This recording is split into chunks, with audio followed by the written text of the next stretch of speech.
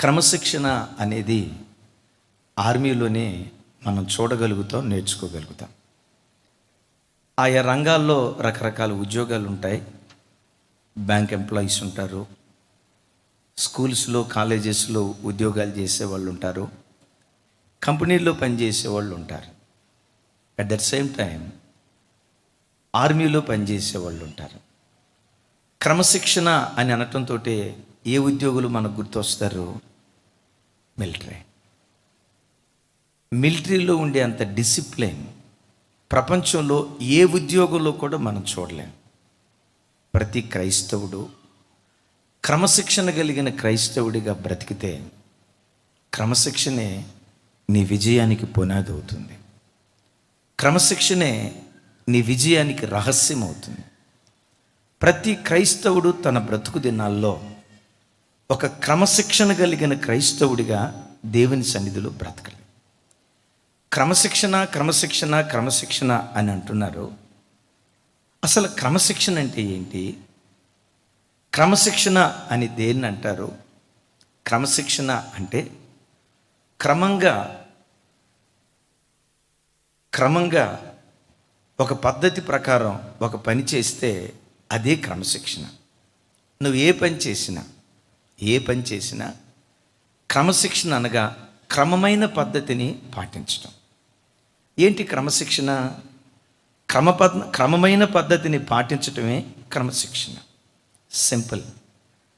Highway మీద కారులో డ్రైవింగ్కి వెళ్తున్నాను, లైన్స్ గీస్తారు. ఇది 100 కిలోమీటర్ స్పీడ్, ఇది 80 కిలోమీటర్ స్పీడ్, ఇది 60 కిలోమీటర్ స్పీడ్. వాళ్ళు మార్క్స్ ఇండికేషన్ ఇస్తారు. ఎక్కడైతే 100 కిలోమీటర్ స్పీడ్ ఇచ్చారో ఆ ట్రాక్లో వెళ్ళటం క్రమశిక్షణ. 80 కిలోమీటర్ స్పీడ్ ట్రాక్లో 80 కిలోమీటర్ స్పీడ్తో వెళ్ళటం క్రమశిక్షణ. 60 కిలోమీటర్లు ఉన్నవాడు 100 కిలోమీటర్ల ట్రాక్లోకి రాకూడదు. 100 కిలోమీటర్లు ఉన్నవాడు 60 కిలోమీటర్ల ట్రాక్లోకి రాకూడదు. ఏ పని చేసినా ఒక పద్ధతి ప్రకారం చేస్తే, పద్ధతిని అనుసరిస్తూ నువ్వు చేస్తే అదే క్రమశిక్షణ. క్రమశిక్షణ నీ విజయ రహస్యంగా మారుతుంది. క్రమశిక్షణతో చదువు, విజయవీరుడిగా నిలవబడతావు. క్రమశిక్షణతో భక్తి జీవితం చేయి, ఆధ్యాత్మిక శిఖరాల మీద కూర్చోవటానికి దేవుడు కృప చూపిస్తాడు.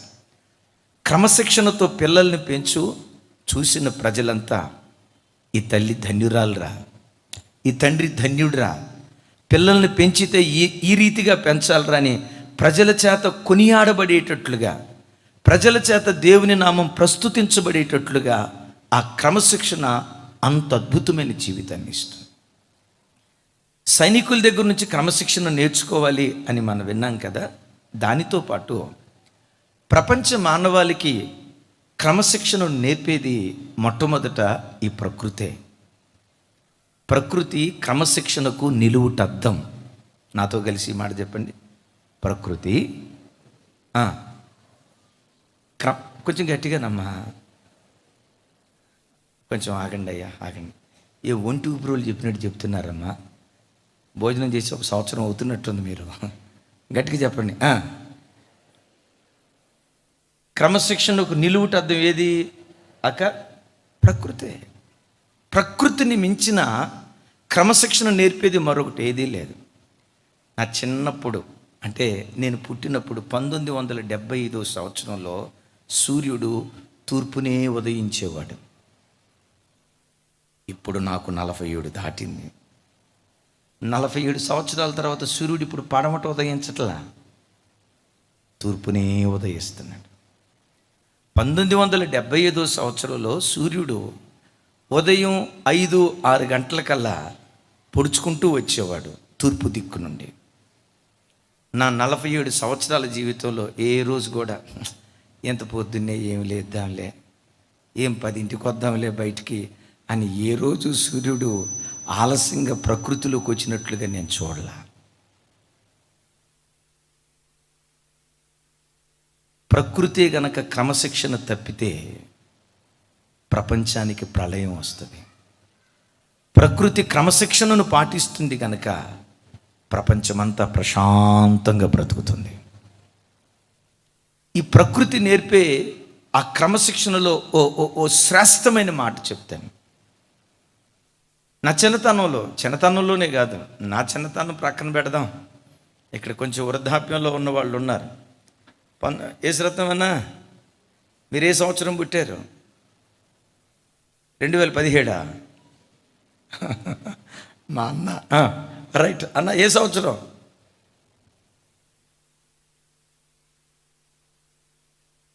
62 రైట్. 62 రైట్.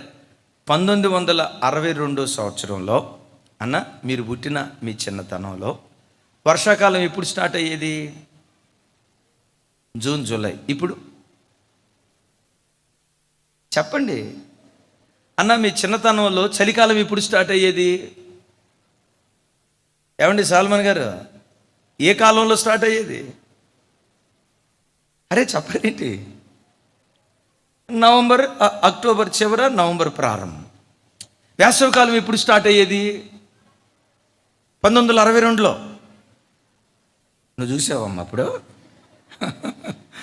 చెప్పండి జాషువా, 1960లో వేసవికాలం ఎప్పుడు స్టార్ట్ అయ్యేది? మార్చి ఎండింగ్, ఏప్రిల్ స్టార్టింగ్. ఇప్పుడు 2022లో కూడా జూన్, జూలై వచ్చిందా వర్షాకాలం ప్రారంభమవుతుంది. అక్టోబర్, నవంబర్ వచ్చిందా చలికాలం ప్రారంభమవుతుంది. ఎప్పుడైనా నవంబర్, డిసెంబర్లో ఎండాకాలం వచ్చినట్టుగా చూసారా?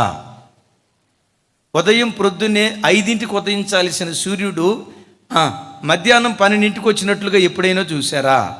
ఒకవేళ సూర్యుడి గనక ఒక్కరోజు 12 గంటల ఆలస్యం చేస్తే ప్రపంచంలో ఏం జరుగుతుందో ఒక్కొక్కడు జుట్టు బిక్కునేవాడు.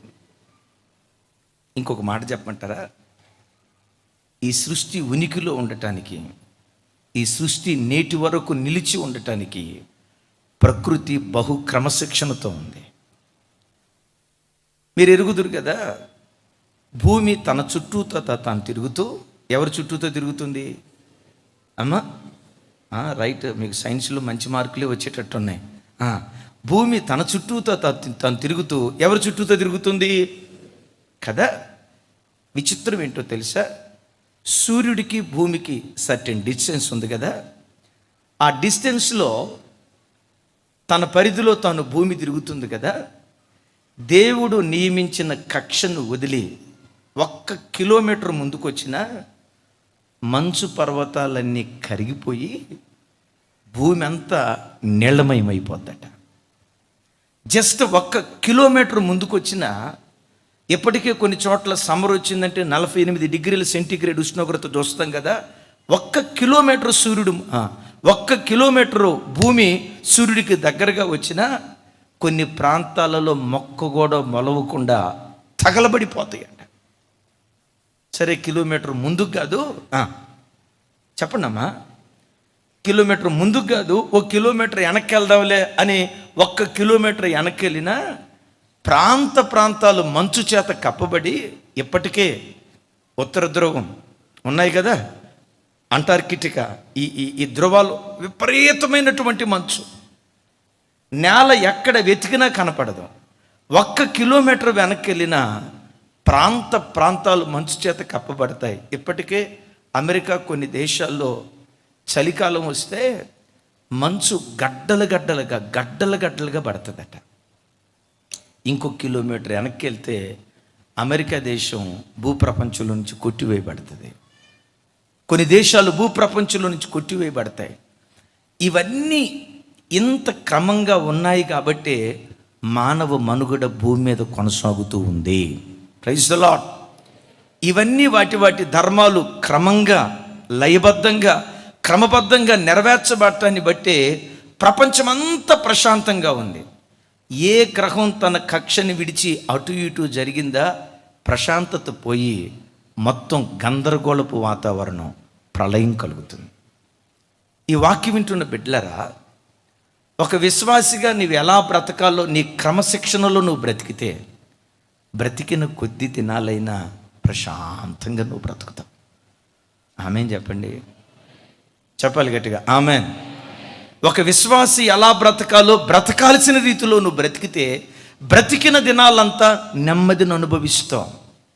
ఒక తండ్రిగా, క్రమశిక్షణ కలిగిన తండ్రిగా నువ్వు బ్రతికితే, క్రమశిక్షణ కలిగిన తల్లిగా నువ్వు బ్రతికితే, క్రమశిక్షణ కలిగిన కుమార్తెగా, క్రమశిక్షణ కలిగిన కుమారుడిగా, క్రమశిక్షణ కలిగిన విశ్వాసిగా, క్రమశిక్షణ కలిగిన సేవకులుగా ప్రతి వారు వారి వారి వారి క్రమాలు పాటిస్తూ ఉంటే జనుల ఉనికికి మనం కారణమవుతాం.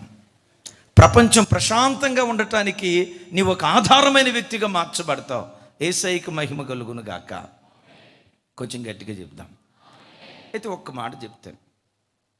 క్రమశిక్షణ ఏ ఏ విషయాల్లో మనం క్రమశిక్షణ కలిగి ఉండాలి అని చెప్పే ముందు, ఒక వ్యక్తికి క్రమశిక్షణ శిక్షతోనే వస్తుంది. బెత్తం వాడని కుమారుడు దుర్బీజుడు అవుతాడు, తల్లికి అవమానాన్ని తెచ్చేవాడు అవుతాడు. వాడికి ఎప్పటికప్పుడు బెత్తం వాడుతూ వాడిని శిక్షిస్తూ ఉంటే తల్లిదండ్రులకు ఘనత తెచ్చేవాడు ఉంటాడు అని సామెతల గ్రంథంలో చూస్తాం. ఒక వ్యక్తికి క్రమశిక్షణ శిక్షణతోనే వస్తుంది, శిక్షతోనే వస్తుంది. గత కొన్ని సంవత్సరాల క్రితం 2019లో అనుకుంటా ఖతార్ దేశం వెళ్ళాను. ఆ దేశం వెళ్తేనండి రోడ్లు ఎంత శుభ్రంగా ఉంటాయో, ట్రాఫిక్ రూల్స్ ప్రజలు ఎంత చక్కగా పాటిస్తారో, ప్రజలు దారి వెంబడి నడిచి వెళ్ళేటప్పుడు వాళ్ళు నడవాల్సిన చోటే నడుస్తారు, కానీ జిగ్జాగ్గా ఒక వాహనం వెళ్ళినట్లుగా కానీ, జిగ్జాగ్గా ప్రజలు నడుచుకుంటూ వెళ్ళినట్లుగా కానీ ఎక్కడ నేను చూడలేదు.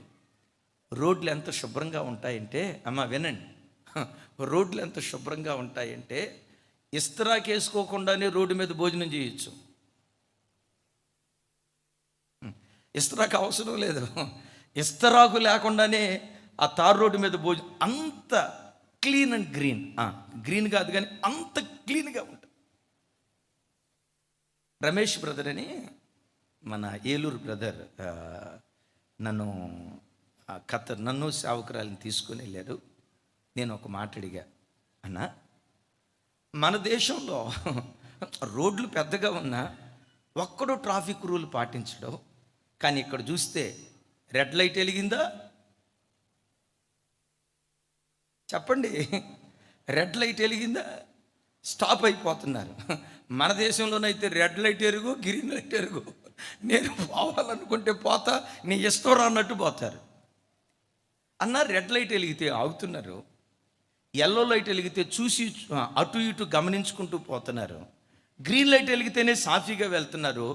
ఈ ప్రజలు ఇంత ట్రాఫిక్ రూల్స్ పాటించడానికి కారణం ఏంటన్నా అంటే, ఆయన పకాపక నవ్వేమన్నాడు తెలుసా అన్న, ఈ ప్రజలు ట్రాఫిక్ రూల్స్ మామూలుగా పాటించట్లా, ఎందుకు పాటిస్తున్నారో తెలుసా, భయంతో. ఏంటయ్యా భయం అన్నాను. 1-2 సార్లు ట్రాఫిక్ రూల్స్ దాటితే, అతిక్రమిస్తే వాళ్ళకు వచ్చే చలానా ఉంది కదా, ఒక ఆయనకి నెలకొచ్చి 3 లక్షల రూపాయల చలానా వచ్చిందంట, జీతం 50,000. మీకు అర్థమైందా? 6 నెలలు జీతం చలానాలకే కట్టాలంట. అందుకని అన్న శిక్ష ఇంత దారుణంగా ఉంటుంది కాబట్టి అన్న, ట్రాఫిక్ రూల్స్ పాటించాలనేది మనసులో ఉన్నా లేకపోయినా శిక్షకు భయపడి ఎక్కడ చలానాలు కట్టాల్సి వస్తుందని ప్రతిదీ జాగ్రత్త. బిడ్డలారా, క్రమశిక్షణ నువ్వు తప్పినప్పుడు ఎవరో నిన్ను శిక్షించడం కాదు, నిన్ను నువ్వు శిక్షించుకోవటం నేర్చుకో. అంటే శిక్షించుకోవటం అంటే కొరడా తీసుకొని కొట్టుకోమని కాదు. ఒక గొప్ప సేవకుడు ఉన్నాడు. ఆయన సేవకు వచ్చేటప్పుడు దేవుని దగ్గర ఒక తీర్మానం చేసుకున్నాడట. ఏమని తీర్మానం చేసుకున్నాడంటే, ప్రతిరోజు కనీసం 1,000 మందికైనా నేను సువార్త ప్రకటించాలి, కనీసం 1,000 మందికైనా దేవుని వాక్యాన్ని అందించాలి, కనీసం 1,000 మంది మధ్యలోనైనా నా దేవుని వాక్యాన్ని ప్రకటించాలి. ఆయన చేసుకున్న తీర్మానం ఏంటో తెలుసా? ఈరోజు కనీసం 1,000 మందికైనా నేను వాక్యాన్ని బోధించకపోతే ఆ రోజు పొరపాటున నేను భోజనము చేయను. ఆ సేవకుడు మాతో చెప్తూ అంటాడు, సేవకులరా, నా సేవా జీవితంలో కనీసం 1000 మందికైనా వాక్యం చెప్తేనే నేను భోజనం చేస్తానన్నాను. తీర్మానం చేసుకోవటం మాత్రమే కాదు, ఆ రోజు నుండి ఈ రోజు వరకు ఏ రోజైనా కనీసం 1,000 మందికి నేను వాక్యం చెప్పకపోతే ఆ రోజు కడుపు మార్చుకుంటా. ఆ రోజు తిన్ను, ఆహారాన్ని నా నోటికి రానివ్వను, ఉపవాసముతో నన్ను నేను శిక్షించుకోవటం ప్రారంభిస్తా. మీతో కూడా ఏం చెప్తానంటే, అన్నయ్య పొద్దున్నే మెలకు రావట్లేదు అన్నయ్య, ప్రతిరోజు 4ంటికే లేవాలనుకుంటున్నాను అన్నయ్య, అయితే 7ంటికి లెగుస్తున్నాను అన్నయ్య, నేను 4ంటికి లేచేటట్టుగా మీరు గట్టిగా ప్రార్థన చేయండి అన్నయ్య. నేను గట్టిగా ప్రార్థన చేస్తే మీరు లేవరు. మీకు మీరు శిక్ష వేసుకోండి. ఏం శిక్ష? మా తల్లే అమ్మ, మీకు మీరు శిక్ష వేసుకోండి. ఏంటో తెలుసా?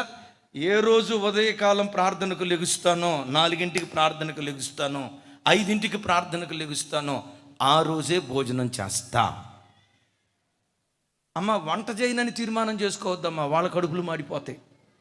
బాగానండి, మీరు వంట చేయండి, పిల్లల క్యారేజీ కట్టండి, భర్త క్యారేజీ కట్టండి. మీకు మాత్రం మీకు మీరు స్వీయ శిక్ష. శిక్షతోనే క్రైస్తవుడికి క్రమశిక్షణ అలవాటు అవుతుంది. చప్పట్లు కొడుతూ ప్రభుకి స్తోత్రాలు చెప్దాం. రైట్. ఏ డిసిప్లైన్డ్ సర్వెంట్, ఏ డిసిప్లైన్డ్ సోల్జర్, ఏ డిసిప్లైన్డ్ క్రిస్టియన్. ఏ ఏ విషయాల్లో మనం డిసిప్లైన్ కలిగి ఉండాలి? క్రమాన్ని పాటించావా, శిఖరాల మీద కూర్చోవటానికి దేవుడు కృప చూపిస్తాడు. ఉత్సాహంగా చెప్దాం ఆమేన్. మనం ప్రభు బిడ్డలుగా మన జీవితాల్లో మనకు ఉండాల్సిన మొట్టమొదటి క్రమశిక్షణ దైవీకమైన క్రమశిక్షణ. మరలా చూడండి, ఏ క్రమశిక్షణ? దైవీకమైన ప్రతి వాటిలో క్రమశిక్షణ కలిగిన బిడ్డగా బ్రతుకు. ఏంటి దైవీకమైన విషయాలు? వాక్యం చదవటం దైవీకమైన అనుభవం, ప్రార్థన చేసుకోవటం దైవీకమైనటువంటి అనుభవం, వారంలో ఒకరోజు అవకాశం ఉంటే 2 రోజులు కడుపు చంపుకొని ఉపవాసం ఉండి ప్రార్థన చేయటం ఒక దైవీకమైనటువంటి అనుభవం, నెలలో కనీసం ఒక్క రాత్రైనా నిద్ర చంపుకొని రాత్రంతా దేవుని సన్నిధిలో గడపటం ఒక దైవీకమైనటువంటి అనుభవం. ఈ దైవీకమైన అనుభవాలు పాటించే విషయంలో క్రమశిక్షణ కలిగిన వాడిగా బ్రతుకు. ఏంటి క్రమశిక్షణ? వాక్యం చదివే అనుభవం ఉంది చూసారా? ఎప్పుడో నీకు బుద్ధి పుట్టినప్పుడు చదవటం కాదు, చదవాలనుకున్నప్పుడు చదవటం కాదు, సమయం దొరికినప్పుడు చదవటం కాదు, సమయం దొరకబుచ్చుకొని ప్రతి దినం 2 అధ్యాయాలు 3 అధ్యాయాలు క్రమం తప్పకుండా దేవుని వాక్యాన్ని చదివే ఆ ప్రత్యక్షత కలిగిన వాడిగా బ్రతకాలి. ఈ వాక్యం వింటున్న బిడ్డలారా, మిమ్మల్ని ఒక మాట అడుగుతా. అన్నయ్య, నేను రోజుకు వచ్చి తక్కువ కనీసం ప్రతిరోజు తక్కువ 2 అధ్యాయాలైనా నేను చదువుతాను అన్నయ్య, కనీసం 3 అధ్యాయాలైనా చదువుతాను అన్నయ్య, నేను బైబిల్ చదవని రోజు ఒక్కటి కూడా లేదు అని మీలో ఎంతమంది ఈ మాట చెప్పగలుగుతారు? యేసయ్యకి మహిమ కలుగును గాక. ప్రతిరోజు డ్యూటీకి వెళ్తారు, రైట్? నేను మిమ్మల్ని అడుగుతా, అన్నయ్య నేను ప్రతిరోజు డ్యూటీకి వెళ్తాను అన్న వాళ్ళు చేతులు ఎత్తండి. అడగకుండానే చేతులు ఎత్తేస్తారు. అన్నయ్య ప్రతిరోజు 2 పూట్ల 3 పూట్ల భోజనం చేస్తాను అన్న వాళ్ళు చేతులు ఎత్తండి. నేను అడగాల్సిన అవసరం లేదు, ఇది ఒక ప్రశ్న అంటారు. ఇప్పుడు అడుగుతా, ప్రతిరోజు కనీసం 3 అధ్యాయాలైనా చదువుతానన్నా అని అనేవాళ్ళు చేతులు ఎత్తండి. నువ్వు చదవట్లేదు అంటే నీకు దైవిక క్రమశిక్షణ లేదు. దైవిక క్రమశిక్షణ నీకు లేకపోవటాన్ని బట్టే క్రమం తప్పిన జీవితం కొన్నిసార్లు నువ్వు జీవిస్తున్నావు.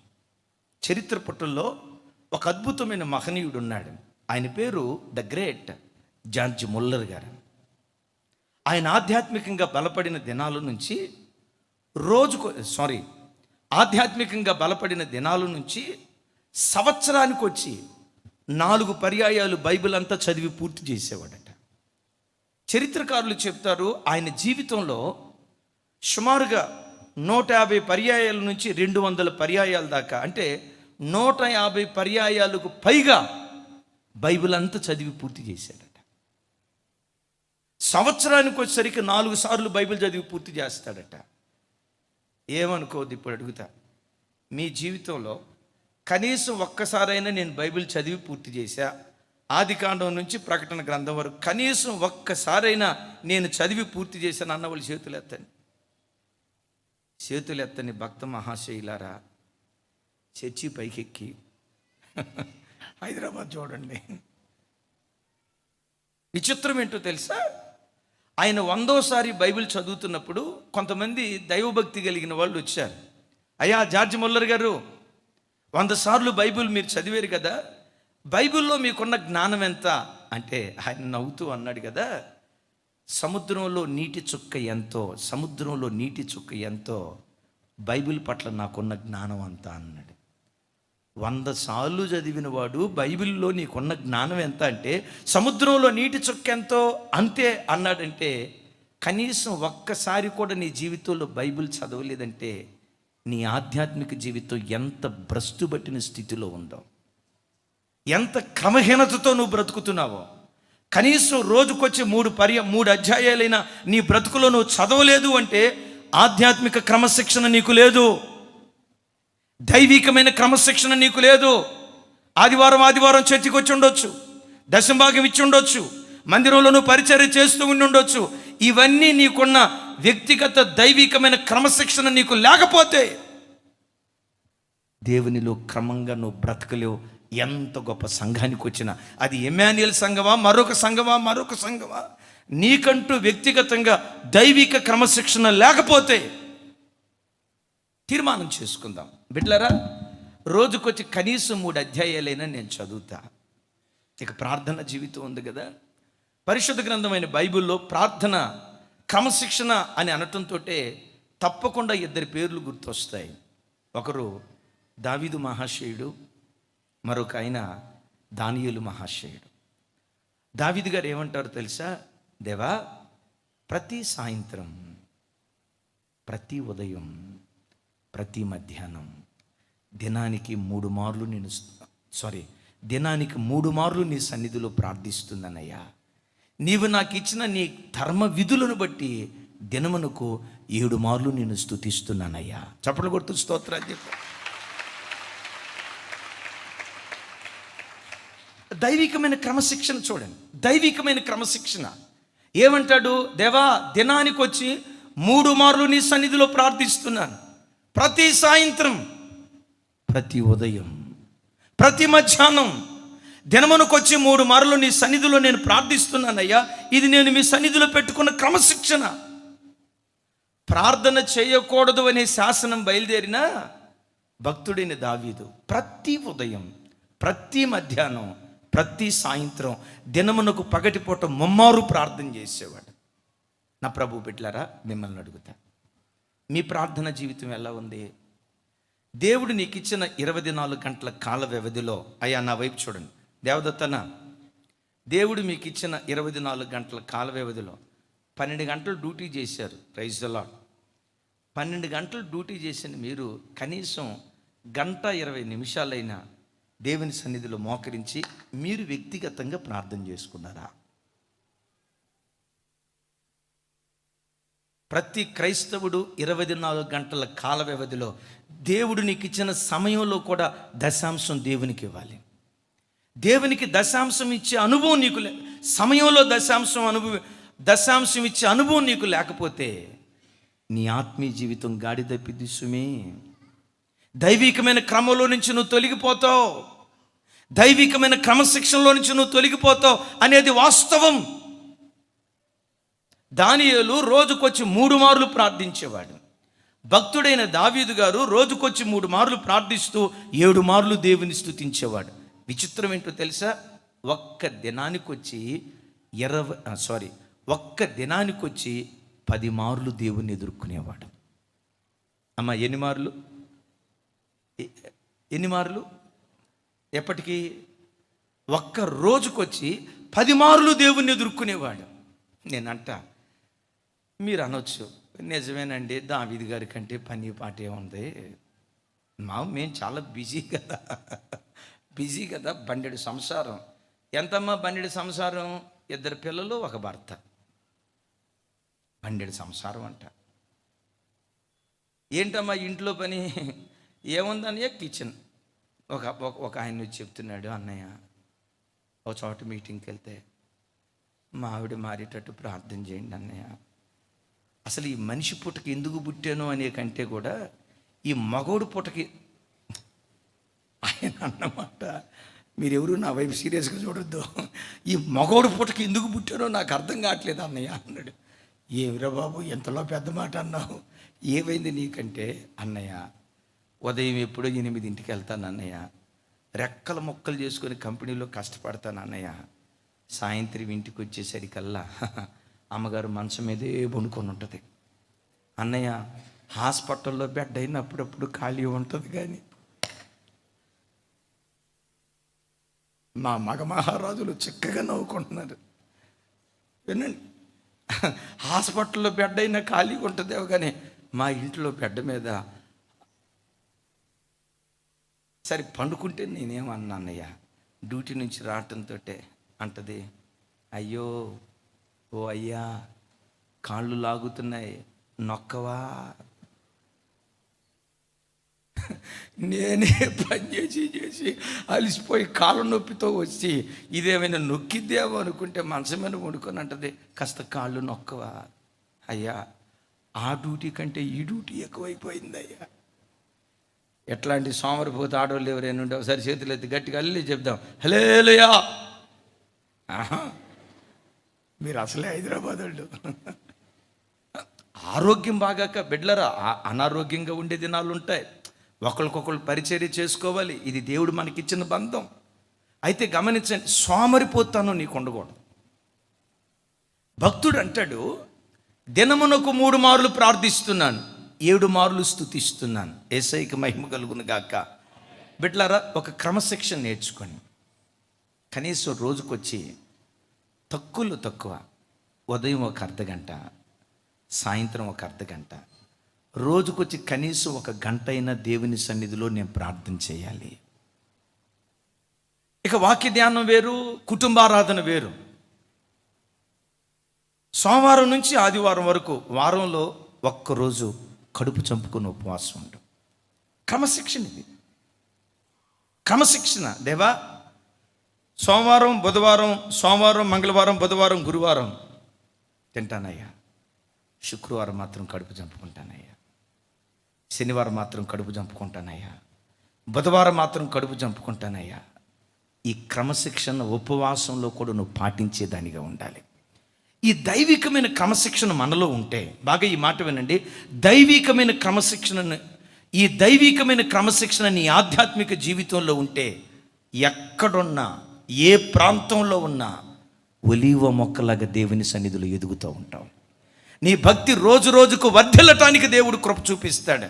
భక్తుడైన దానియేలును గూర్చి బైబిల్లో రాయబడిన ఓ చక్కటి మాట చూడండి.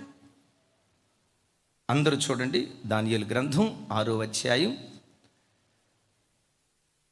28వ వచనం. అందరూ నాతో కలిసి మాట చెప్పండి. ఈ దానియేలు దర్యావేషు ప్రభుత్వ కాలమందును పారసీకుడకు కోరేషు ప్రభుత్వ కాలమందును వర్ధిల్లెను. చప్పలు కొడుతూ ప్రభుకి స్తోత్రాలు చెప్దాం. అందరూ నా వైపు చూడండి. ఏ కాలంలో వర్ధిల్లాడట రాసి ఉంది కదా. దర్యావేషు ప్రభుత్వ కాలమందు అంటే మాదీయ ప్రభుత్వ కాలమందు, ఆ తర్వాత పారసీక ప్రభుత్వ కాలమందు. ఇంకొక మాట అడుగుతాను, మాదీయులు రాజ్యంలోకి రాకమునుపు దానియేలు ఎవరి రాజ్యంలో ఉండేవాడు? ఎస్, బబులోనీయుల రాజ్యంలో ఉండేవాడు. ఇప్పుడు నేను చెప్పే మాట ఏంటో తెలుసా? ఈ దానియేలు బబులోను రాజుల కాలములో, మాదీయుల రాజుల కాలములో, పారసీకుల రాజుల కాలములో అందరి ప్రభుత్వాలలో దానియేలు వర్ధిల్లుతూ వచ్చాడు. రాజులు మారారు, దానియేలు వర్ధిల్లుతూనే ఉన్నాడు. ప్రభుత్వాలు మారాయి, దానియేలు వర్ధిల్లుతూనే ఉన్నాడు. ఎందుకు దానియేలు వర్ధిల్లుతూ వచ్చాడో తెలుసా? ఒక్కటే, దైవికమైన క్రమశిక్షణ కలిగిన వాడు. తమ్ముడు నా వైపు చూడు, అయ్యా నా వైపు చూడు. నీకు వ్యక్తిగతంగా వాక్యం చదివే దైవికమైన క్రమశిక్షణ నీకు లేకపోతే, ప్రార్థించే దైవికమైన క్రమశిక్షణ నీకు లేకపోతే, వారానికి ఒకసారి ఉపవాసం ఉండే దైవికమైన క్రమశిక్షణ నీకు లేకపోతే నువ్వు వర్ధిల్లలేవు. ఈ దైవికమైన క్రమశిక్షణే గనక నీకుంటే, ఒకసారి నా వైపు చూడండి, ఈ దైవికమైన క్రమశిక్షణే గనక నీకుంటే కాలాలు మారొచ్చు, రాజులు మారొచ్చు, స్థలాలు మారొచ్చు, ప్రాంతాలు మారొచ్చు, ఎక్కడున్నా నీవు వర్ధిల్లుతూనే ఉండటానికి దేవుడు కృప చూపిస్తాడు. ఇది ప్రతిరోజు చేయాల్సిన పని. బుద్ధి పుట్టినప్పుడు 2-3 గంటలు ప్రార్థన చేసి మరలా వారం రోజుల దాకా ప్రార్థన చేయకపోవటం కాదు. నేను అడుగుతా. ఈ చిన్న చిన్న మొక్కలు ఉన్నాయి కదా, నా వైపు చూడండి. ఈ చిన్న చిన్న మొక్కలకి వారానికి ఒకసారి ఫుల్గా నీళ్లు పోసి, ఎట్లా వారానికి ఒకసారి ఫుల్గా ఒక బకెట్ నీళ్లు పోసి మరలా వారం రోజుల దాకా ఈ మొక్కల వైపు చూడలేదనుకోండి, ఎట్లుంటాయి? అమావాస్య సేకటే, వర్షానికి తడిసిన కోడి ఉంటుంది చూసారా, మొత్తం ఉంచుకొని పోద్ది. ఏం లేదు. నువ్వు ఒకేసారి ప్రతిరోజు బకెట్ నీళ్లు పోయాల్సిన అవసరం లేదు. ఒక్కొక్క చెట్టుకి రోజుకు ఉదయం ఒక మగ్గు, సాయంత్రం ఒక మగ్గు. ఎక్కువసేపేం కాదు, ఎక్కువేం కాదు. ఉదయం ఒక మగ్గు, సాయంత్రం ఒక మగ్గు, ఉదయం ఒక మగ్గు, సాయంత్రం ఒక మగ్గు. ప్రతిరోజు పోయి ఈ చెట్టు ఎట్లుంటుందో తెలుసా? నీటి కాలువల వారన నాటబడిన చెట్టులాగా పచ్చగా ఉండటానికి దేవుడు కృప చూపిస్తాడు. నువ్వేం పొద్దున్నే లేవటంతో 4 గంటలు ప్రార్థన చేయమని నేను చెప్పను. Just ½ an hour. ఎక్కువసేపు ఏం కుటుంబ ప్రార్థన చేసుకోమని చెప్పను. Just ½ an hour. రాత్రి పండుకునేటప్పుడు జస్ట్ ఏకాంతంగా 1 పావు గంట దేవుని సన్నిధిలో గడుపు. కాలాల్లో ఎంత పరివర్తన మార్పు కలిగినా నీ భక్తిలో మాత్రం ఎలాంటి మార్పు లేకుండా వర్ధిల్లేటట్లుగా దేవుడు కృప చూపిస్తాడు. నంబర్ 1, దైవికమైన చెప్పండి దైవికమైన క్రమశిక్షణ. 2వ క్రమశిక్షణ, ప్రతి విశ్వాసి, దేవుని నమ్ముకున్న ప్రతి బిడ్డ తప్పకుండా పాటించాల్సిన సెకండ్ డిసిప్లైన్. 2వ క్రమశిక్షణ ఆర్థిక క్రమశిక్షణ. మంచి ఫోటో పెట్టాడు తమ్ముడా. దేవుడు నీకు ఇచ్చిన మారు మనసుకై యేసయ్యకి మహిమ కలుగును గాక. మీరు కూడా అన్నారు ఆమేనని. రైట్, చూడండి. సరే చూడండి, ఆర్థిక క్రమశిక్షణ. ఆర్థిక క్రమశిక్షణ క్రైస్తవుడికి లేకపోతే అప్పుల పాలైపోతాడు. రాబడి ఎంత ఖర్చు పెడుతున్నాను, ఎంత మిగులుతుంది, నేను సంపాదించే సంపాదన ఎంత, కుటుంబానికి ఎంత ఖర్చు పెడుతున్నాను, నెల చివరిలో ఏమైనా మిగులుబడి చేయగలుగుతున్నానా లేదా? క్రైస్తవుడి బ్రతుకులో ఆర్థిక క్రమశిక్షణ లేకపోతే అప్పుల పాలైపోతాడు, ఆర్థిక సమస్యలు చిక్కుకుపోతాడు. బ్రతుకు కాలమంతా తాను దరిద్రుడిగా బ్రతికి ఆ పిల్లలకు కూడా అదే దారిద్ర్యతనిచ్చి ఒక దరిద్రుడిగా తన జీవితాన్ని ముగిస్తాడు. తాను గమనించండి, ఈ ఆర్థిక క్రమశిక్షణ లేక దరిద్రుడిగా మారిన తర్వాత ఏమంటాడో తెలుసా? నేను దేవుణ్ణి నమ్ముకున్నా, దేవుడు నాకేం చేశాడు? ఆ వైపు చూడు. దేవుడు నాకేం చేశాడు? రోజుకొచ్చి 7 మార్లు స్తుతించా, 3 మార్లు ప్రార్థించా, దశంభాగం ఇచ్చా, ఆదివారం మందిరానికి వచ్చా. ఇంత చేసిన దేవుడు నన్ను ఆశీర్వదించలేదే, నన్ను దరిద్రుడిగా ఎందుకు ఉంచాడు అని చెప్పి భక్తి మీద కూడా కొన్ని సందర్భాల్లో ఆర్థిక పరిస్థితులు చక్కగా లేక దారి తప్పిన వాళ్ళు లోకంలో చాలామంది ఉన్నారు. ఆదివారం మందిరానికి వచ్చాడు నిజమే, రాబడిలో దశాంశం ఇచ్చాడు నిజమే, కృతజ్ఞత కానుకిచ్చాడు నిజమే, కానీ డబ్బును వినియోగించే విషయంలో ఆర్థిక క్రమశిక్షణ లేక ఎంతోమంది ఆర్థికంగా చితికిపోయిన వ్యక్తులను మనం చూస్తూ ఉన్నాం. అందుకనే బైబిల్లో ఒక మాట రాసి ఉంటుంది, ఆర్థిక క్రమశిక్షణ లేకపోతే ఏం జరుగుతుందో. సామెతల గ్రంథం 13వ అధ్యాయం 18వ వచనం.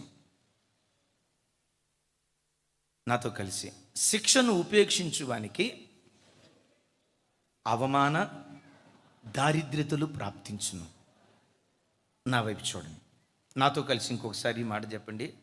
ఆర్థిక క్రమశిక్షణను ఉపేక్షించువానికి అవమానం, దారిద్ర్యత ప్రాప్తిస్తుంది. అందరూ నా వైపు చూడండి. ఎవరికి దారిద్ర్యత ప్రాప్తిస్తుంది? నేను ఎప్పుడు చెప్తా కదా బిడ్లారా, సంఘంలో డబ్బు సంపాదించడం ఒక కృప అయితే, సంపాదించిన డబ్బును జ్ఞానయుక్తంగా ఖర్చు పెట్టడం అది అంతకు మించిన కృప. కొంతమంది సంపాదించిన డబ్బును గుడ్డెద్దెళ్ళి చేలో పడ్డట్లుగా దేని ఖర్చు పెట్టాలో దేని ఖర్చు పెట్టకూడదో, ఎక్కడ చేయి విడవాలో ఎక్కడ బిగబట్టాలో ఆ దైవికమైన ప్రత్యక్షత లేక కొంతమంది వారి బ్రతుకులో ఆర్థిక దారిద్ర్యతను అనుభవిస్తూ ఉన్నారు. ఎప్పుడు నేను చెప్తా కదా, నీ బ్రతుకులో విస్తరణ చూడాలంటే విరవటం నేర్చుకోవాలి. ఆమెన్ చెప్దాం, ఆమెన్. నాతో కలిసి మాట చెప్పండి. విస్తరణ చూడాలంటే విరవాలి, విరిచే చోట విస్తరణ ఉంటుంది. యేసయ్య 5 రొట్టెలను తీసుకొని లటుక్కుమని ఆయన నోట్లో వేసుకున్నాడా, ప్రజల నోట్లో వేసాడా? ప్రజలకు ఇచ్చే ముందు ఏం చేశాడు ఆయన? అమ్మా, మీ జీవితంలో కూడా యూట్యూబ్లో ఉంటుంది అప్పు చేసి పప్పు కూడు అని మనం అందించిన వర్తమానం. దాంట్లో కంప్లీట్ వివరణ ఉంటుంది. నేను దాన్ని ఎక్కువసేపు చెప్పను. దేవుడు నీకు ఒక ₹1,00,000 జీతం ఇస్తే ₹1,00,000 మొట్టమొదట దేవుని భాగం విరువు. ఆదివారం ఆరాధనకు వస్తావు కదా, కృతజ్ఞత కానుక విరువు. కలిగిన దానిలో ఎంతో కొంత పేద బిడ్డలకు విరువు, కుటుంబ పోషణకు కొంత విరువు. ఆ ₹1,00,000 తక్కువలో తక్కువ నెలకొచ్చి కనీసం 30,000 నుంచి 40,000 దాకా దాచిపెట్టి పొదుపు చేయటం నేర్చుకో. ఎందుకో చెప్పమంటారా? పరిశుద్ధ గ్రంథమైన బైబిల్లో రాయబడిన మాట, తల్లిదండ్రులారా నా వైపు చూడండి. బైబిల్లో రాయబడిన మాట, గృహము విత్తము పితరులిచ్చే స్వాస్థ్యం. నాతో కలిసి చెప్పండి, గృహము విత్తము పితరులిచ్చే స్వాస్థ్యం. అంటే ఈ మాటకున్న అర్థం ఏంటో తెలుసా? ఒక తల్లిగా నీ బాధ్యత, ఒక తండ్రిగా నీ బాధ్యత, నీ పిల్లల కొరకు ఓ చక్కటి గృహాన్ని నువ్వు సంపాదించి పెట్టాలి.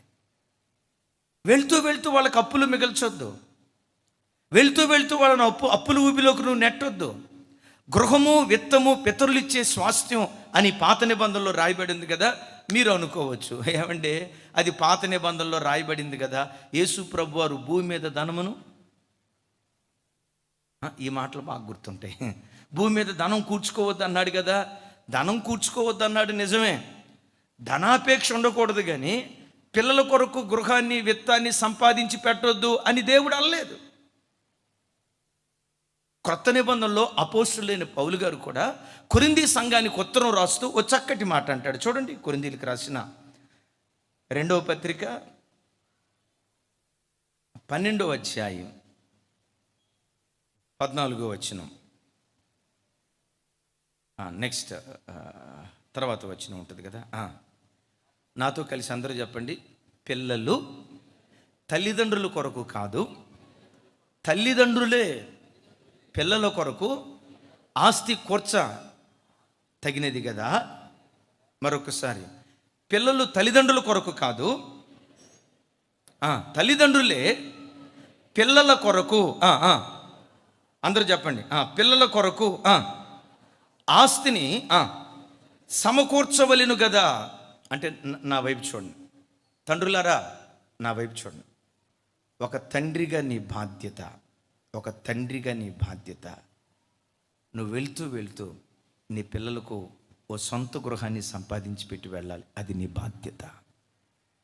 వాళ్ళకంటూ చేతిలో కొంత ధనం ఉండేటట్లుగా వాళ్ళ కొరకు ప్లాన్డ్గా ఆర్థిక క్రమశిక్షణ కలిగిన వాడిగా ఉండాలి.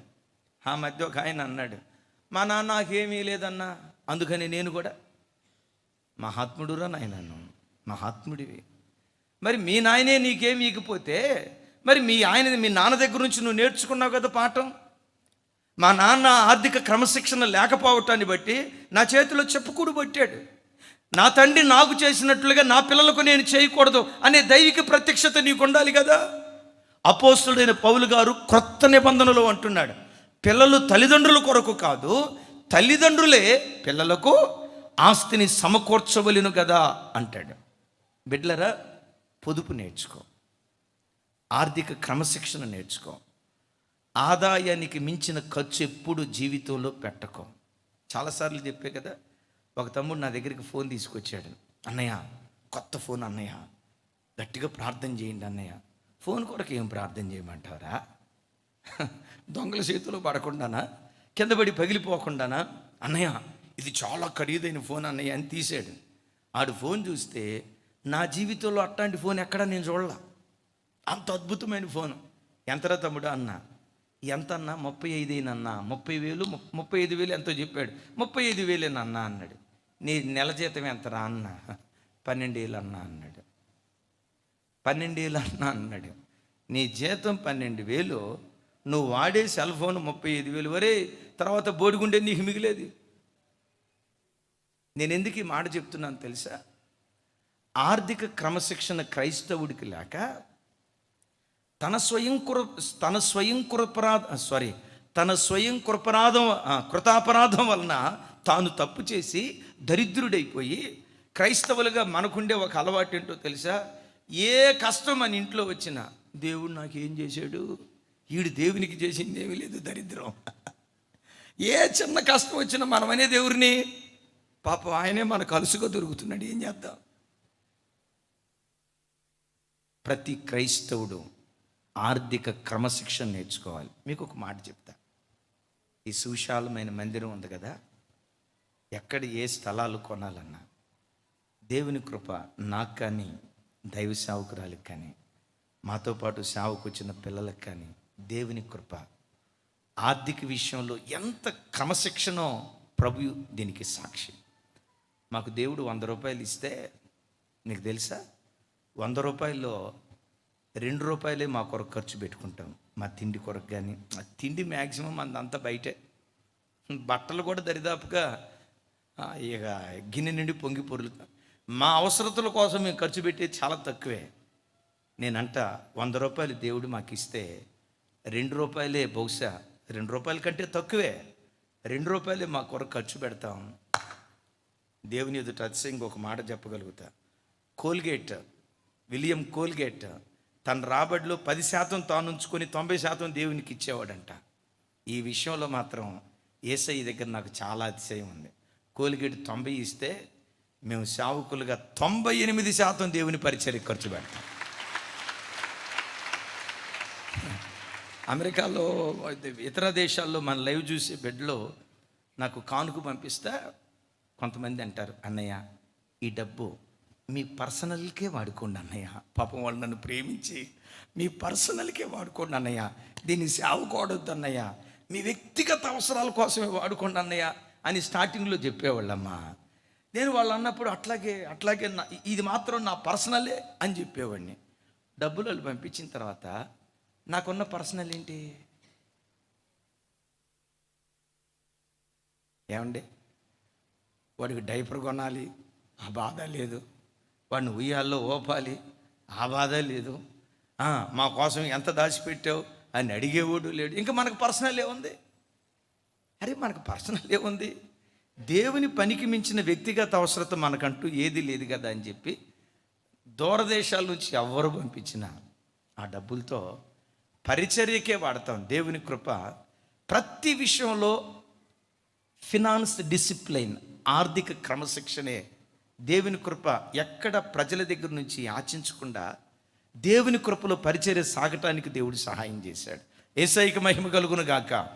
నంబర్ 1 చెప్పండి. నంబర్ 1 ఏ క్రమశిక్షణ ఉండాలి? దైవిక విషయాల్లో క్రమశిక్షణ ఉండాలి. నంబర్ 2 ఆర్థిక క్రమశిక్షణ. దేవుడు అకౌంట్లో నీ శాలరీ పడిన మరుక్షణమే దేవునికి తీసేయి. పొదుపు కోసం కొంత ప్రక్కన పెట్టాం, కుటుంబం కోసం మితంగా వాడు. ప్రతి విషయంలో ఆ ఆర్థిక క్రమశిక్షణ కలిగి దేవుని సన్నిధిలో బ్రతుకుదుంగాక. 3వది, ఎందుకు క్రమశిక్షణ అవసరం అంటే, క్రమశిక్షణ నీకు లేకపోతే, అది దైవికమైన విషయంలో కానీ ఆధ్యాత్మిక విషయంలో కానీ మరి ఏ విషయంలోనైనా క్రమశిక్షణ లేకపోతే, ఒక భక్తుడు అంటాడు, క్రమశిక్షణ లేని జీవితం దిక్సూచి లేని నావలాంటిదట. విన్నారు ఈ మాట? క్రమశిక్షణ లేని జీవితం దిక్సూచి లేని నావలాంటిదట. నట్టనీళ్ళ సముద్రంలో ఓడుంది, నావుంది. దిక్సూచి ఉంటేనే ఇది తూర్పు, ఇది పడమర, ఇది ఉత్తరం, ఇది దక్షిణం, దిక్కును చూపిస్తుంది.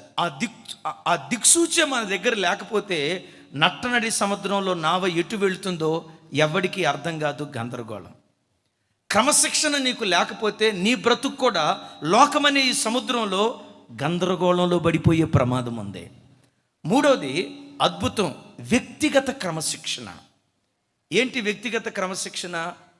తూర్పు దిక్కున ఉదయం సూర్యుడు ఉదయించటం మర్చిపోతాడేమో తెలియదు కానీ 5 గంటల లోపు నీ పడకల మీద నుంచి నువ్వులే. నీ భార్య లేచిందా లేదా పట్టించుకోకు, నీ భర్త లేచాడా లేదా పట్టించుకోకు, పిల్లలు లేచారా లేవలేదా పట్టించుకోకు. నీ అంతటి నీవే వ్యక్తిగతంగా లేస్తే, గమనించండి, నీవు క్రమశిక్షణ పాటిస్తే నీ క్రమశిక్షణ ప్రభావం ప్రజల మీద కూడా పనిచేసి వాళ్ళు క్రమాన్ని పాటించేవారిగా బ్రతుకుతారు. హల్లెలూయా. చప్పట్లు కొడుతూ ప్రభుకు స్తోత్రాలు చెప్దాం.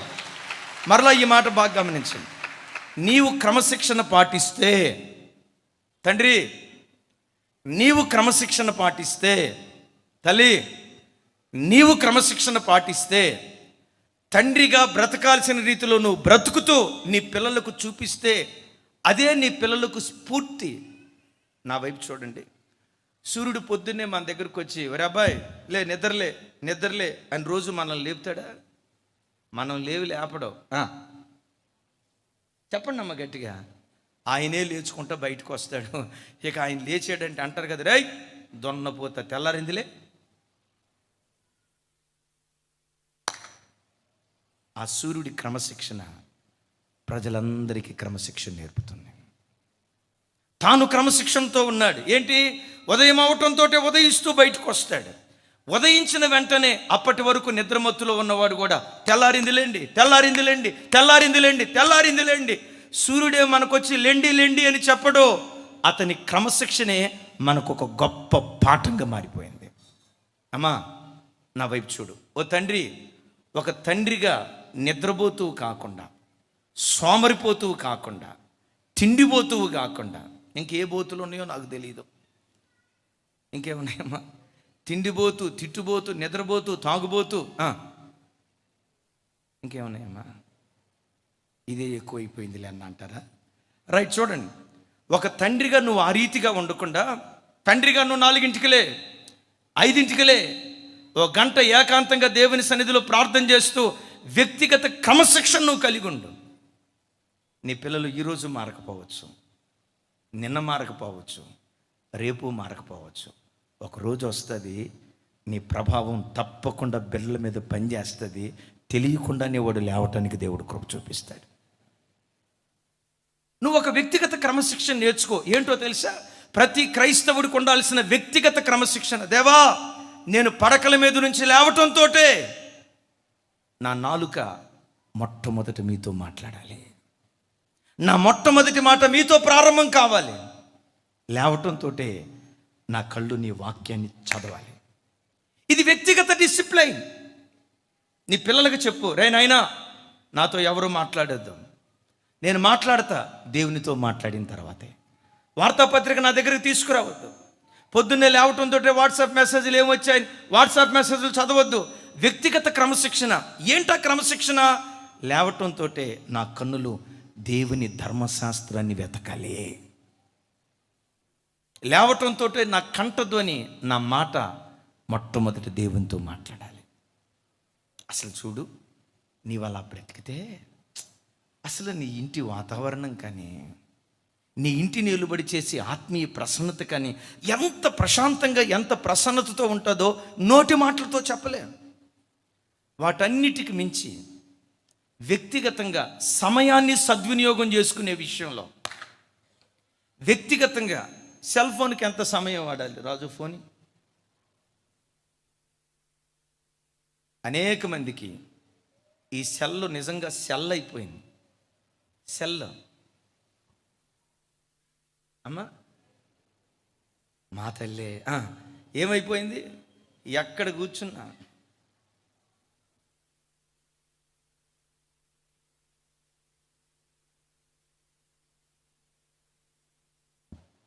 వాట్సప్, మరలా WhatsApp status, YouTube, Facebook. Book అయిపోయాడు. ఫేస్బుక్, వాట్సప్ అనేకుల బ్రతుకులను నాశనం చేస్తుంది. ఒక క్రమశిక్షణ, వ్యక్తిగత క్రమశిక్షణ. ఈ ఫోన్ అవసరమే, మాట్లాడేటప్పుడు దీన్ని వాడతా. క్రమశిక్షణ.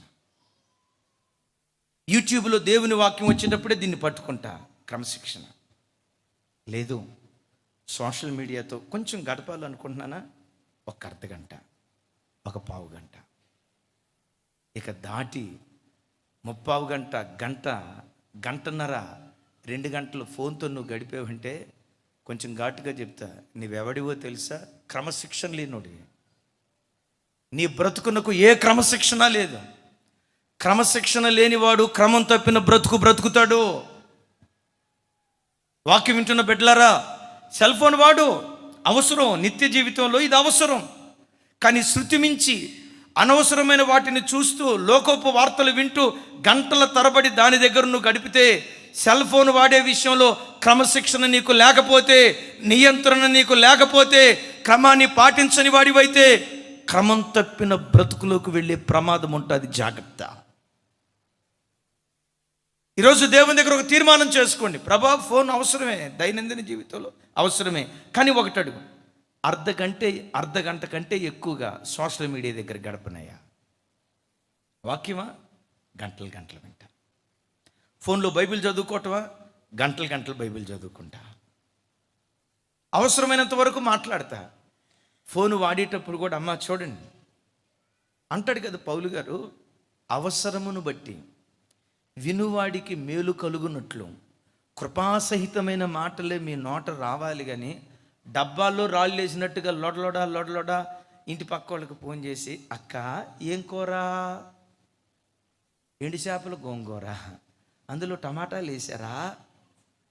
అక్క నిన్నేం కూర? ఆమె ఏం కూర వండుకుంటే నీకు వచ్చింది ఏముంది చెప్పు, దరిద్రం కాకపోతే. మా పిల్లలు ఉన్నారు చూసారు, మగ పిల్లలు, ఫ్రెండ్స్కి మెసేజ్ పంపిస్తాడు, హాయ్ ఎరా తిన్నావా?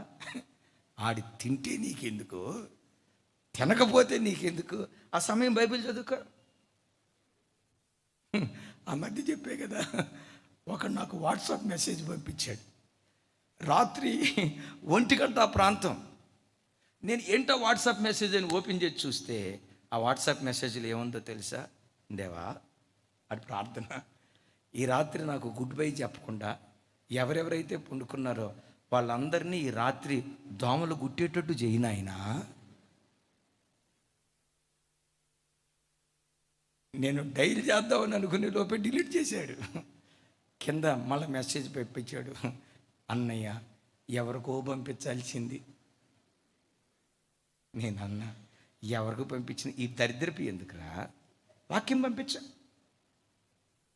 యెహోవా నీకు తోడై నిన్ను ఆశీర్వదించుగాక, నీ బ్రతుకు దినములన్నిట కృపాక్షేమాలు నీ ఎంట వచ్చునుగాక, నీతి జనులు ఘనతకెక్కుటకు కారణమగునుగాక. వాక్యాన్ని పంపించు.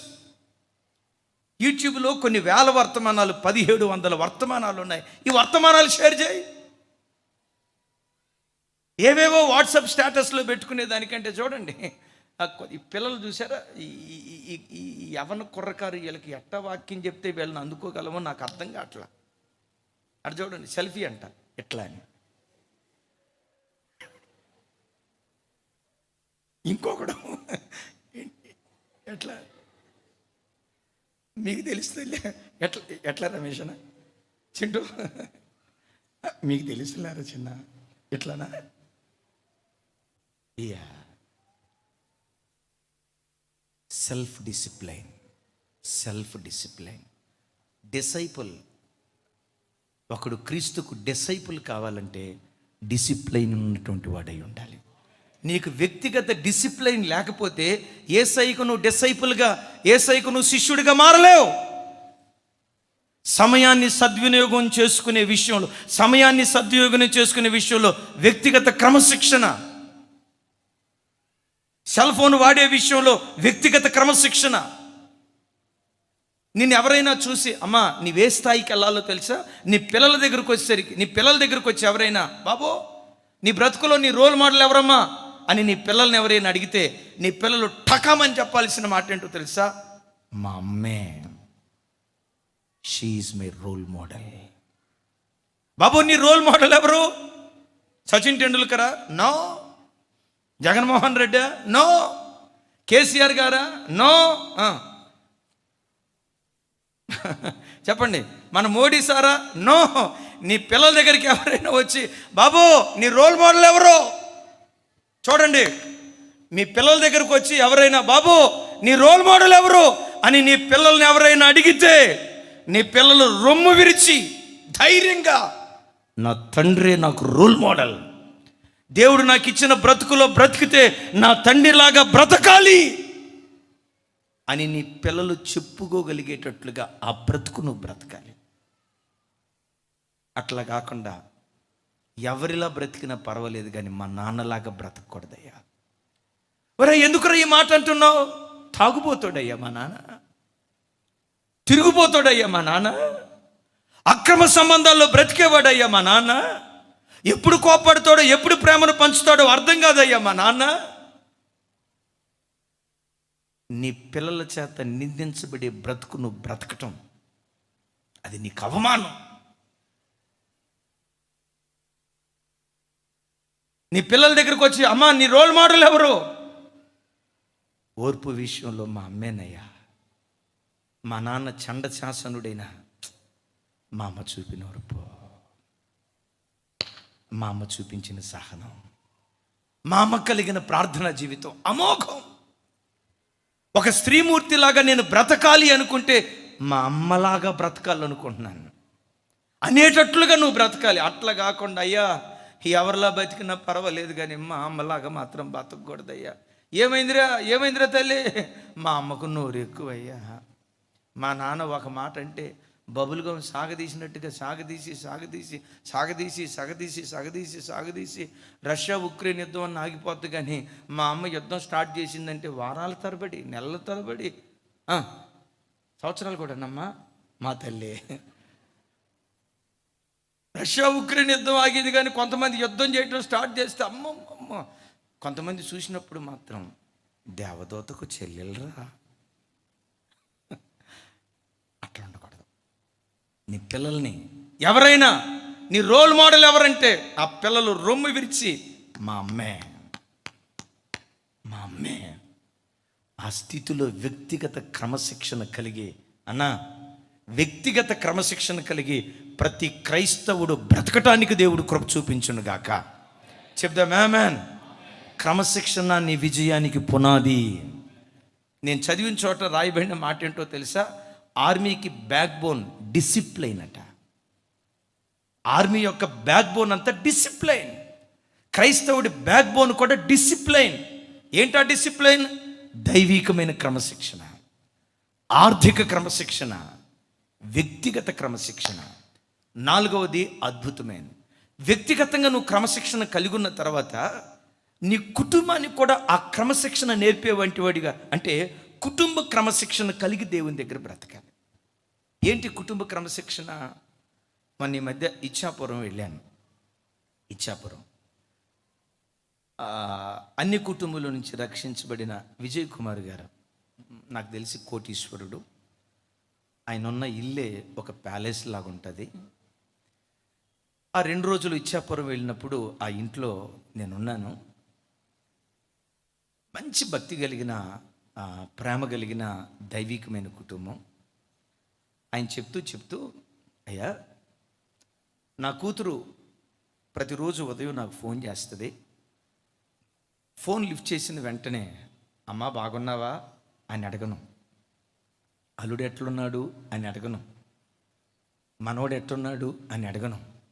ఫోన్ లిఫ్ట్ చేయటంతో అమ్మా ఈరోజు బైబిల్ చదివేవా? నాతో మాట్లాడక మునుపు దేవునితో మాట్లాడేవా? లేదు డాడీ ఈరోజు దేవునితో మాట్లాడలేదు. ఫోన్ పెట్టేస్తానయ్యా. దేవునితో మాట్లాడిన తర్వాతే నాతో మాట్లాడు, వాక్యం చదివిన తర్వాతే నాతో మాట్లాడు. మా పిల్లలు అప్పుడప్పుడు ఫోన్ చూడండి, అసలు ఆ క్రమశిక్షణ చూడండి.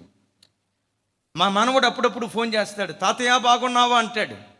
నేను మొట్టమొదటి అడిగే మాట, స్కూల్కి వెళ్ళావా అడగను, క్వార్టర్లీలో ఎన్ని మార్కులు వచ్చాయి అని అడగను. అవన్నీ తర్వాత ఫోన్ చేసిన వెంటనే నా మనవడిని అడిగే మొట్టమొదటి మాట, నాన్న ఈరోజు నాతో మాట్లాడక మునుపు దేవునితో మాట్లాడేవా? పొద్దున్నే లేచి కనీసం ఒక 5 నిమిషాలైనా ప్రార్థన చేసుకున్నావా? ఒక్క అధ్యాయమైన వాక్యం చదివేవా? ఈరోజు చదవలేదు తాతయ్య అని అంటే, నువ్వు చదవకపోతే నేను నీతో మాట్లాడినయ్యా, ఫోన్ కట్ చేస్తా. శిక్షతో క్రమశిక్షణ. ఇట్లాంటి క్రమశిక్షణ క్రైస్తవ కుటుంబాల్లో ఉంటే పరలోకం ఎక్కడో కాదు, భూమి మీదే అనుభవించడానికి దేవుడు కృప చూపిస్తాడు. పరలోకపు ఆనందం, పరలోకపు సంతోషం పరలోకానికి వెళ్ళిన తర్వాత మనం అనుభవించటమే కాదు, భూమి మీద ఉన్నప్పుడే ఆ పరలోకపు మహిమ, ఆ పరలోకపు ఆనందం, ఆ పరలోకపు సంతోషం భూమి మీదే అనుభవించడానికి దేవుడు కృప చూపిస్తాడు. నా ప్రభు బిడ్డలారా, ఒక్క మాట అడుగుతాను. కుటుంబంగా మీకు ప్రతిరోజు కుటుంబ ప్రార్థన చేసుకునే క్రమశిక్షణ మీకుందా? నా వైపు చూడండి. ప్రణయన, నా వైపు చూడన్నా. ప్రతిరోజు మీరు, అక్క, పిల్లలిద్దరు నలుగురు కూర్చొని కుటుంబంగా కుటుంబ ప్రార్థన చేసుకునే కుటుంబ క్రమశిక్షణ ఉందా? ఆ క్రమశిక్షణ నీకు లేకపోతే కుటుంబంగా కలిసి ఉండొచ్చు, అది దైవికమైన కుటుంబం కాలేదు. ఎక్కడో కుటుంబం దారి తప్పుతుంది, ఎక్కడో పిల్లలు దారి తప్పే ప్రమాదం ఉంది. ఎవరిష్టం వచ్చినట్లుగా వాళ్ళు బ్రతికే వాతావరణం ఆ ఇంటిని ఏలుబడి చేసే ప్రమాదం ఉంది. ప్రతి క్రైస్తవ కుటుంబానికి కుటుంబ క్రమశిక్షణ ఉండాలి. ఏంటా కుటుంబ క్రమశిక్షణ? కలిసి భోజనం చేయటం, కలిసి దేవుని సన్నిధిలో ప్రార్థన చేయటం, కలిసి దేవుని వాక్యాన్ని గురించి తర్కించటం. ఈ దైవికమైన క్రమశిక్షణ ప్రతి కుటుంబంలో ఉండాలి. వాక్యం వింటున్న బిడ్డలారా, మిమ్మల్ని అడుగుతాను, నా వైపు చూడండి. ఆదివారపు ఆరాధన అయిపోయి ఇంటికి వెళ్ళిన తర్వాత, ప్రణయన్న ఈరోజు జెర్మియానని దేవుడు బలపరిచి, లేక జ్యోతి అక్కను బలపరిచి, రాజన్నను, జార్జన్నను బలపరిచి, ఈ వాక్యం ద్వారా దేవుడు నాతో మాట్లాడాడురా. చిన్న, నీతో ఏ వాక్యం ద్వారా దేవుడు మాట్లాడాడురా? ఎప్పుడైనా పిల్లల్ని పిలిచి వాక్యాన్ని గురించి మాట్లాడారా? భార్యాభర్తలారా, అయ్యా ఈ ఆదివారం దేవుడు క్రమశిక్షణ గురించి నాతో మాట్లాడాడు. నేను క్రమం లేని భార్యగా బ్రతుకుతున్నట్లుగా నాకు అనిపించింది. నేను పశ్చాత్తాపడ్డాను. అయ్యా ఈ ఆదివారం దేవుడు మీతో ఏం మాట్లాడాడు అని ఎప్పుడైనా భర్తతో వాక్యాన్ని గురించి మాట్లాడారా? భార్యతో వాక్యాన్ని గురించి మాట్లాడారా? తమ్ముడు గచ్చిబౌలి, బాగున్నావా? చూడండి, మీ సుభాష్ బాగున్నాడా? రైట్. నా వైపు చూడండి. ఇంటికి వెళ్ళిన తర్వాత, అన్న రమేష్ అన్న, ఎప్పుడు ఈ ఆహ్లాదకరమైన దైవికమైన వాక్యపు చర్చ మన ఇంట్లో ప్రారంభమగును కాక. మరలా చెప్తాను, కొన్ని ప్రత్యేక పరిస్థితుల్లో తప్ప కుటుంబంగా కలిసి భోజనం చేయండి, కలిసి కుటుంబంగా ప్రార్థన చేయండి. అరేది నీది నువ్వు పెట్టుకొని తినరా, నీది నువ్వు పెట్టుకొని తినరా, అమ్మది పెట్టుకొని, నాన్న పెట్టుకొని, ఎవరి దారి వాళ్ళ దారి, మొత్తానికి వాళ్ళందరూ కలిసి గోదావరిలో దిగుతారు. అది కుటుంబం కాదు. పిల్లలను దగ్గర పెట్టుకొని, ఇంకా అవకాశం ఉంటే తల్లిగా ఒక ముద్దన్న వాడి కలిపి నోట్లో పెట్టి, సరే తింటమే కాదురా నేను నేర్చుకోవాల్సింది, ఆ తల్లి కూడా ఒక ముద్దన్నం కలిపి నోట్లో పెట్టు. ఆ ప్రేమ, ఆ దైవికమైన వాతావరణం. దేవదత్తన, ఎప్పుడన్నా చెల్లి కుమారికి బాగాపోతే నువ్వు వండుకోమా, నేను వంట చేస్తా అన్న. ఇందాకే కదా కాళ్ళు ఏనండి, అమ్మ నువ్వు వండుకో, నేను చేస్తా వంట. కొంతమంది మృగమహారాజులు ఉంటారు. ఏమన్నాను? మృగమహారాజులు. తలనొప్పి వచ్చి మంచం మీద పండుకున్నా, అనారోగ్యం వచ్చి మంచం మీద పండుకున్నా, నువ్వు లేవాల్సిందే, వండాల్సిందే. అయ్యా ఒంట్లో బాగాలేదు, నువ్వు ఒంట్లో బాగాలేదో సస్తావో నాకు తెలియదు, నువ్వే వండాలా. ఎవరయ్యా వీళ్ళందరంటే మృగమహారాజులు. కుటుంబం ఎప్పుడూ కుటుంబ క్రమశిక్షణతో ఉండాలి. ఆఖరి మాట, దైవికమైన క్రమశిక్షణ ఎస్, ఆర్థిక క్రమశిక్షణ ఎస్, నెక్స్ట్ వ్యక్తిగత క్రమశిక్షణ నెక్స్ట్, కుటుంబ క్రమశిక్షణ. నా ప్రార్థన, ఇంటికి వెళ్ళిపోయిన తర్వాత ఎక్కువసేపు ఏం కాదు, పిల్లలను కూర్చోబెట్టి ఒక్క అర్ధగంట కుటుంబంగా కూర్చొని ప్రార్థన చేయండి. కొంతమంది తల్లులు ఉంటారు, పిల్లలు ప్రార్థనలో కూర్చోడానికి భయపడటానికి కారణం ఏంటో తెలుసా? అక్క ప్రార్థన స్టార్ట్ చేసిందంటే బెల్ ఉండదు, బ్రేక్ ఉండదు. నాన్ స్టాప్ అసలు వాడికి ప్రార్థనలో కూర్చోవటమే కష్టం. ఒరే యోహాను బాలసుందరం కూర్చోరా, బాలసుందరం కూర్చోరా అంటే కూర్చునేవాడేవాడు. కాకపోతే ఇక ఆడి ముందు గంట వాడు అంటాడు పక్కన కూర్చొని, ఆమెన్ మమ్మీ ఈ అక్కనే ఉంటుంది. ఆమెను అంటుందో అక్కకు హుషారు వచ్చేస్తుంది. ఇక ఉద్యమం ఎక్కువైపోయి ట్రైన్లో కనుక బొగ్గులేస్తే ఇంకా మంట మండుతో ట్రైన్ స్పీడ్గా వెళ్తున్నట్టు వాడు బాలసుందరం ఆమెను అంటాడు, అక్కేమో ఇంకా ఉద్యమంగా. అట్లా పిల్లల ముందు మీ విపరీతమైన భక్తి చూపించొద్దమ్మా. ఆ పిల్లలు కూర్చున్నప్పుడు క్లుప్తంగా ఒక్క అర్ధగంట చాలు. అట్లా కాకుండా రోజుకొచ్చి 2 గంటలు కూర్చోబెట్టావనుకో, 2 రోజులు కూర్చుంటాడు. 3వ రోజు హానోకు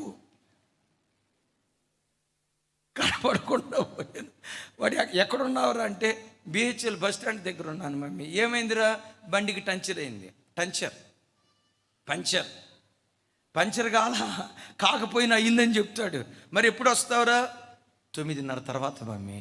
ఒరే 9:30 ఎందుకురా? కుటుంబ ప్రార్థన అయిపోతుంది కదా అప్పుడు. అమ్మా అందుకని ఎక్కువసేపు కాదు, ఒక్క అర్ధగంట నా ప్రార్థన. మిమ్మల్ని అందరినీ బ్రతిమలాడుకుంటున్నాను. ప్రతిరోజు ఉదయం లేవటంతో తొల్లిటి అర్ధగంట దేవునికి. పడకల మీదకు వెళ్ళే ముందు ఒక్క అర్ధగంట కుటుంబంగా కూడి దేవుని సన్నిధిలో ప్రార్థన చేయండి. పరలోకపు మహిమ భూమి మీద అనుభవించడానికి దేవుడు కృప చూపిస్తాడు. చప్పట్లు కొడుతూ ప్రభుకు స్తోత్రాలు చెప్దాం.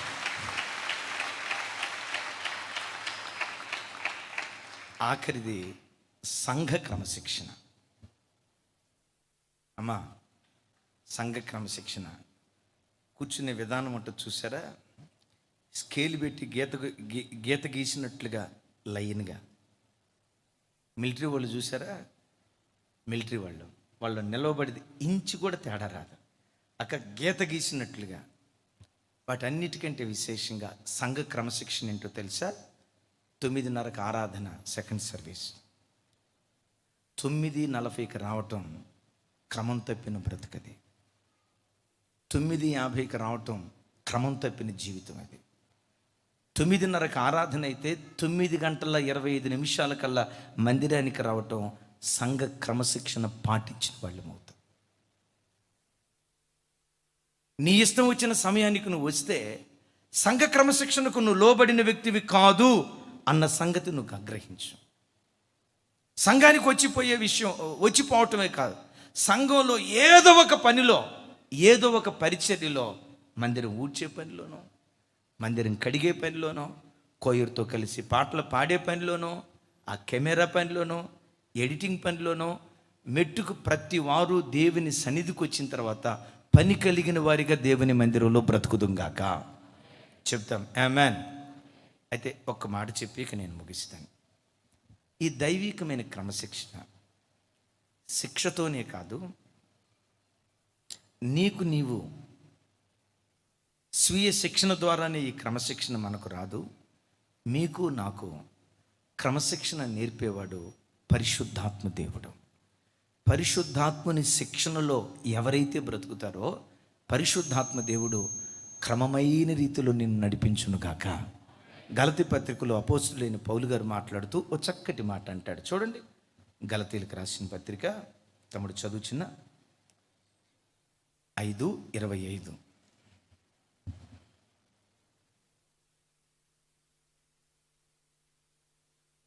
అందరూ నాతో కలిసి గలతీలకు రాసిన పత్రిక 5వ అధ్యాయం 25వ వచనం. ఎస్,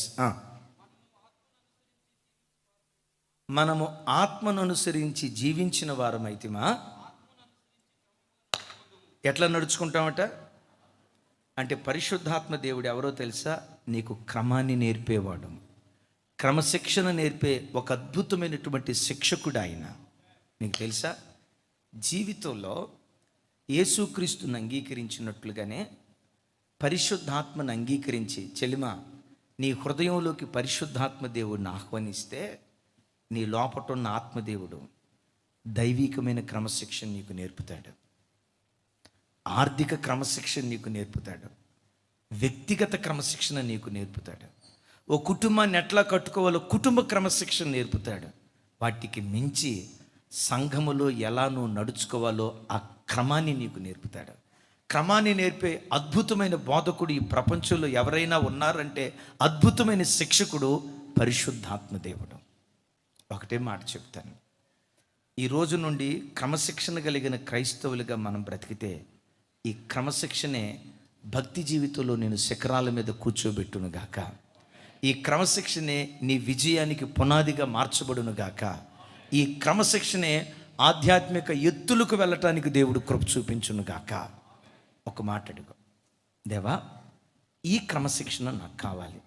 ఎన్ని క్రమశిక్షణలు విన్నాం ఒకసారి టకా చెప్పండి. 5 విన్నాం. ఏంటి 5? Yes yes yes. ఇలాంటి క్రమశిక్షణ నాకు కావాలని ఎంతమంది ఆశపడతారో అందరం లేచి నిలబడదాం.